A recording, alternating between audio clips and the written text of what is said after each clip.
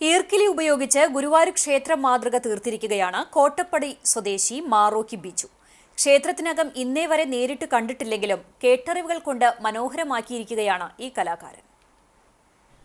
Cement പണിക്കാരനായ Biju 10 മാസമെടുത്താണ് ഈർക്കിലിയിൽ Guruvayur ക്ഷേത്ര മാതൃക തീർത്തിരിക്കുന്നത്. 6 അടി നീളവും 4 അടി വീതിയുമുള്ള മാതൃകയ്ക്ക് 2.5 അടിയോളം ഉയരമുണ്ട്.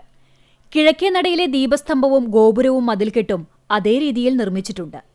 കൊടിമരവും ചുറ്റമ്പലവും നടപ്പുരയും നാലമ്പലവും അടക്കം 14 ഭാഗങ്ങളായാണ് നിർമ്മിച്ചിരിക്കുന്നത്. പേപ്പറും കാർഡ്ബോർഡും ഉപയോഗിച്ച് ഓരോ ഭാഗവും തയ്യാറാക്കിയതിനു ശേഷം പശ ഉപയോഗിച്ച് ഈർക്കിലിൽ ഒട്ടിച്ചിരിക്കുകയാണ് ചെയ്തിരിക്കുന്നത്. 5000-ഓളം ഈർക്കിലിയാണ് ഇതിനായി വേണ്ടിവന്നത്. യൂട്യൂബിൽ നിന്നുള്ള പ്രചോദനം ഉൾക്കൊണ്ട് നേരത്തെ കോട്ടപ്പടി സെന്റ് ലാസേഴ്സ് പള്ളി നിർമ്മിച്ചിരുന്നു. പിന്നീടാണ് ഗുരുവായൂർ ക്ഷേത്രം നിർമ്മിക്കണമെന്ന ആഗ്രഹം തോന്നിയത്. ഇതറിഞ്ഞതോടെ നാട്ടിലെ ക്ലബ്ബുകാർ വലിയൊരു മേശ സമ്മാനിച്ചു. ഇതിനു മുകളിലാണ് മാതൃക നിർമ്മിച്ചത്.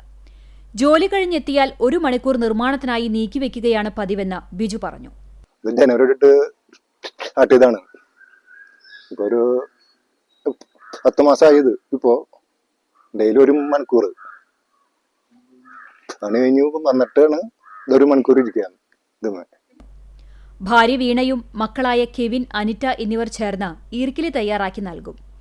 ആഴ്ചയിൽ 1 തവണ ഗുരുവായൂർ ക്ഷേത്രത്തിൽ ദർശനം നടത്തുന്ന പുഷ്പ ക്ഷേത്രത്തിന്റെ മുക്കും മൂലയും വിവരിച്ചു നൽകും. അതനുസരിച്ച് നിർമ്മാണം നടത്തും. അവസാന മിനുക്കുപണികൾ കൂടി കഴിഞ്ഞാൽ വാർണിഷ് അടിച്ച് മാതൃക ഞായറാഴ്ച ഗുരുവായൂർ ക്ഷേത്രത്തിൽ സമർപ്പിക്കും.